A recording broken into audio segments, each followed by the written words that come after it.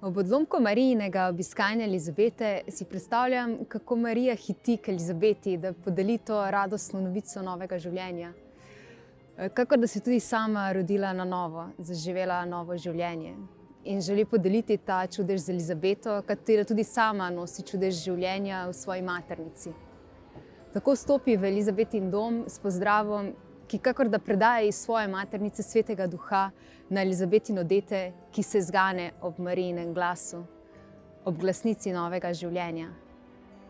In Elizabeta, ganjena nad radostjo, ki jo prepravlja od znotraj, vzklikne besede, ki jih ponavljamo v molitvi Zdrava Marija in so nadaljevanje angelskega pozdrava angela Gabriela, kateri je naznanil tako rojstvo Janeza Krstnika, kot tudi Jezusovo rojstvo. V tem bogatem odlomku nagovarja prav vsaka beseda. Še posebej pa mene osebno nagovarjajo Elizabetine zadnje besede, njen zadnji stavek, ki reče: Blagori, ki je verovala, da se bo izpolnilo, kar je povedal Gospod. Tukaj Elizabeta izhaja iz svoje lastne izkušnje in vprašanja svoje vere. Nekaj vrstic pred tem odlomkom evangelist Luka namreč zapiše, da je Elizabeta 5 mesecev skrivala svojo nosečnost, kakor da ne verjame zares, da je Bogu vse mogoče. Kar Marija nasprotno verjame od vsega začetka, ko izreče svoj fiat, svoj da, zgodi se. Morda se je Elizabetina neplodnost potihem skrivala prav v tej neveri v Božjo vsemogočnost, kljub temu, da sta z možem Zaharijo živela brez graje pred Bogom. Šele, ko je bila Elizabeta pripravljena tudi sama izreči svoj da, je postala plodna ter rodila Janeza Krstnika, da pripravi ljudstvo na prihod odrešenika Jezusa Kristusa. In ta Elizabetin da odkrivam prav v tem zadnjem stavku, ki se nanaša tako na Marijo kot na Elizabeto in končno na vse nas. Blagorim, ki verujejo. Sama sem namreč večkrat Elizabeta, ki si kar ne upa verovati, da je Bogu res vse mogoče. In šele, ko svoj pogled usmerim v Marijo, molim za ta dar vere, da posreduje Bogu moj sramežljivi in boječi da življenju.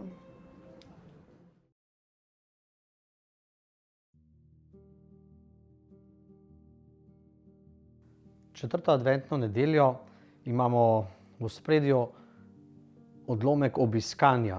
Smo nekako na koncu adventnega časa, že tudi v drugi polovici božične devetdnevnice, vse je usmerjeno v Gospodov prihod. Zanimivo, Marija pa gre na obisk. No, poglejmo nekoliko tudi širši kontekst tega odlomka, ki ga danes beremo na četrto adventno nedeljo. Pred tem imamo namreč odlomek oznanjenja. Angel oznani Mariji novico. Zdaj, kako je bila Marija s tem, lahko si predstavljamo. Lahko se postavimo v njeno kožo. Kaj je razmišljala? Vsekakor je pa to v njej vzbudilo neko potrebo, da je šla na obisk k teti Elizabeti.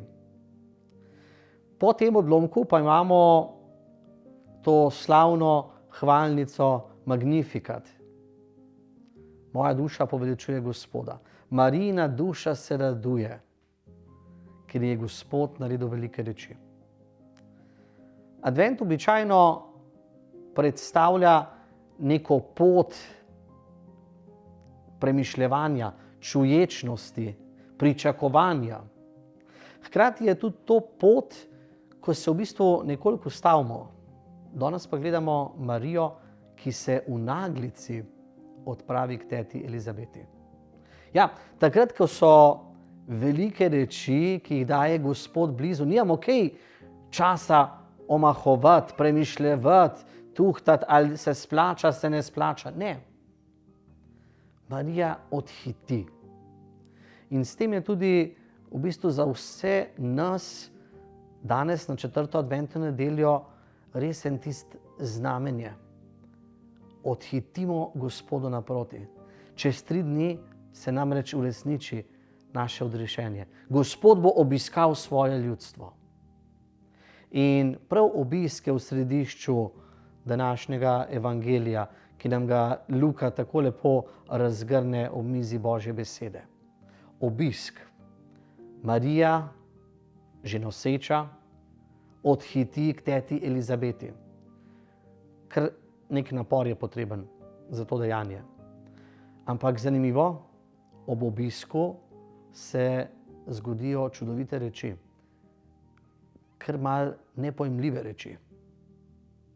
Namreč, ko samo Marija pozdravi teto Elizabeto, se v njej zgane njeno dete, Janez. Tisti, ki bo zadnji izmed prerokov pokazal na Jezusa. Tisti, ki bo edini, ki se bo srečal z odrešenikom in rekel, glejte, jagnje Božje. Tako se v tem obisku srečata stara in nova zaveza. Vse obljube, ki so bile v zgodovini odrešenja v stari zavezi, Bog je obiskal svoje ljudstvo. Bog je obiskal človeka. In tako kot je obljubljal že očakom Abrahamu, Mojzesu in potem po prerokih napovedoval odrešenika, se sedaj uresničuje. Marija, ki pride na obisk teti Elizabeti, v bistvu prinaša Boga. Srečamo Božji obisk. Ne gre za navaden obisk, ampak gre za obisk Gospoda.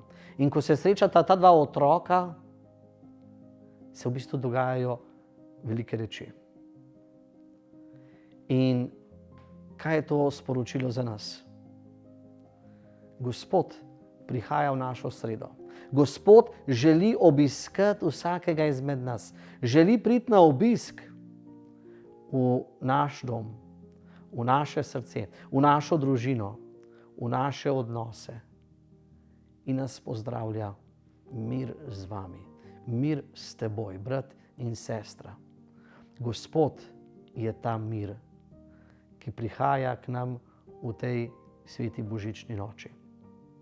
In zato je to obiskanje, ki ga danes gledamo, ki se ga danes radujemo, ki se ga veselimo, namreč teh 2 žena, ki prinašata staro in novo, prinašata to upanje, prinašata to veselje in prinašata tudi to nežnost, ki bo na sveto božično noč napolnila našo zemljo.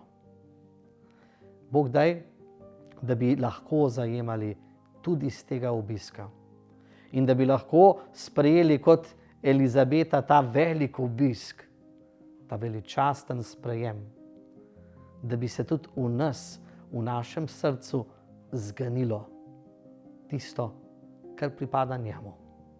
To, kar je na poseben način Božje. To, kar je najlepše.